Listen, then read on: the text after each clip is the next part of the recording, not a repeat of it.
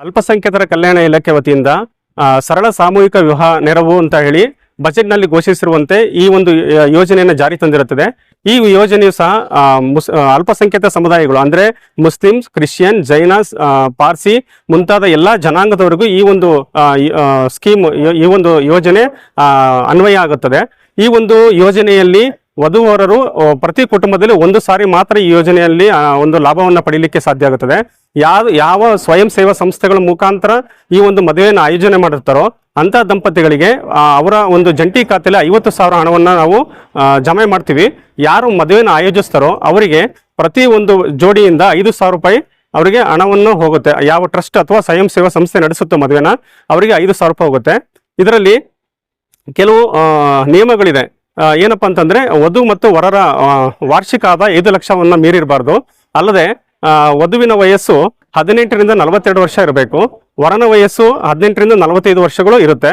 ಮತ್ತೆ ಮೊದಲನೇ ಮದುವೆಗೆ ಮಾತ್ರ ಇದು ಈ ಒಂದು ಯೋಜನೆ ಅನ್ವಯ ಆಗುತ್ತದೆ. ಎರಡನೇ ಮದುವೆ, ಮೂರನೇ ಮದುವೆ ಈ ತರ ಕೆಲವು ಮದುವೆಗಳಿಗೆ ಇದು ಅನ್ವಯ ಆಗೋದಿಲ್ಲ. ಈ ರೀತಿ ಈ ಒಂದು ಯೋಜನೆಯನ್ನ ಪ್ರತಿಯೊಬ್ಬ ಅಲ್ಪಸಂಖ್ಯಾತ ಸಮುದಾಯದವರು ಇದನ್ನ ಉಪಯೋಗ ಪಡಿಸ್ಕೊಬೇಕು. ಈ ಒಂದು ಸರಳ ಸಾಮೂಹಿಕ ನಾವು ಬೆಂಬಲವನ್ನು ಕೊಟ್ಟಾಗುತ್ತೆ. ಕರ್ನಾಟಕ ಸರ್ಕಾರ ಈ ಒಂದು ಒಳ್ಳೆಯ ರೀತಿಯ ಒಂದು ಯೋಜನೆಯನ್ನು ಜಾರಿ ತಂದಿರುತ್ತದೆ. ಈ ಒಂದು ಯೋಜನೆಯನ್ನ ಪ್ರತಿಯೊಬ್ಬರು ಉಪಯೋಗ ಮಾಡ್ಕೊಬೇಕಂತ ಹೇಳಿ ತಮ್ಮ ಚಾನೆಲ್ ಮುಖಾಂತರ ನಾನು ವಿನಯಪೂರ್ವಕವಾಗಿ ಕೇಳ್ಕೊಳ್ತಾ ಇದ್ದೀನಿ. ಏನ್ ಪ್ರೊಸೀಜರ್ ಇರುತ್ತೆ ಸರ್? ಇದು ಪ್ರೊಸೀಜರ್ ಬಂದ್ಬಿಟ್ಟು ಸರ್, ಕನಿಷ್ಠ ಒಂದು ಸ್ವಯಂ ಸೇವಾ ಸಂಸ್ಥೆ ಮುಖಾಂತರ ಮದುವೆ ಯಾರು ನಡೆಸ್ತಾರೋ ಜೋಡಿ ಅದು ಕನಿಷ್ಠ 10 ಮಂದಿ ಇರಬೇಕು. ಆ ಟ್ರಸ್ಟ್ ರೆಕಗ್ನೈಸ್ಡ್ ಆಗಿರ್ಬೇಕು. ಅಲ್ಲದೆ ಇಲ್ಲಿ ಕೆಲವು ನಿಯಮಗಳಿದೆ. ಏನಪ್ಪಾ ಅಂದ್ರೆ ವಧುವರರ ವಾರ್ಷಿಕ ಆದಾಯ ಇನ್ಕಮ್, ಕ್ಯಾಸ್ಟ್ ಇನ್ಕಮ್ ನಾವು ನೋಡ್ತೀವಿ, ಚೆಕ್ ಮಾಡ್ತೀವಿ. ಅದಲ್ಲದೆ ಇವರಿಗೆ ವಯಸ್ಸಿನ ಆಧಾರ ನೋಡ್ತೀವಿ. ಮತ್ತೆ ಅವರು ಮೊದಲನೇ ಮದುವೆನ ಅನ್ನೋದನ್ನ ಅವ್ರ ಸ್ವಯಂ ಸಂಸ್ಥೆಗಳು ದೃಢೀಕರಿಸಬೇಕು. ಮೊದಲನೇ ಮದುವೆ ಮಾತ್ರ ಆದ್ಯತೆ ಆಗುತ್ತದೆ. ಒಂದು ಕುಟುಂಬದಿಂದ ಒಬ್ರಿಗೆ ಮಾತ್ರ ಇದು ಅವಕಾಶ, ಲಾಭ ಸಿಗ್ತಕ್ಕಂಥದ್ದು. ಅಲ್ಲದೆ ಈ ಒಂದು ಯೋಜನೆ 50,000 ರೂಪಾಯಿ ಜಂಟಿ ಖಾತೆಯಲ್ಲಿ ನಾವು ವಧುವರರಿಗೆ ನೀಡ್ತೀವಿ. ಯಾರು ವಧುವರರು ಮದುವೆ ಆಗ್ತಾರೋ ಅವರಿಗೆ ಜಂಟಿ ಖಾತೆಯಲ್ಲಿ 50,000 ರೂಪಾಯಿ ಹಣವನ್ನ ನೀಡ್ತೀವಿ. ಇವರಿಗೆ ಸೇರಿಸಿ 50,000 ರೂಪಾಯಿ ನೀಡ್ತೀವಿ.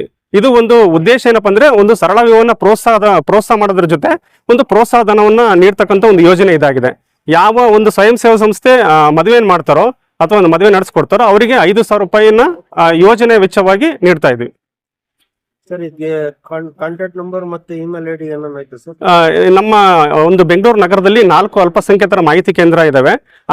ನಮ್ಮ ಒಂದು ಬೆಂಗಳೂರು ನಗರಕ್ಕೆ 500 ಮದುವೆ ಮಾಡಲಿಕ್ಕೆ ಸರಳ ಸಾಮೂಹಿಕಕ್ಕೆ ಒಂದು ಟಾರ್ಗೆಟ್ ನೀಡಿದ್ದಾರೆ.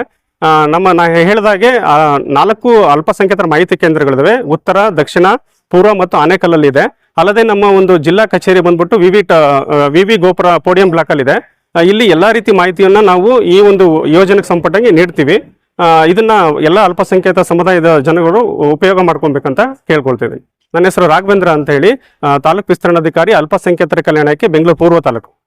Number sir 810-5860-522.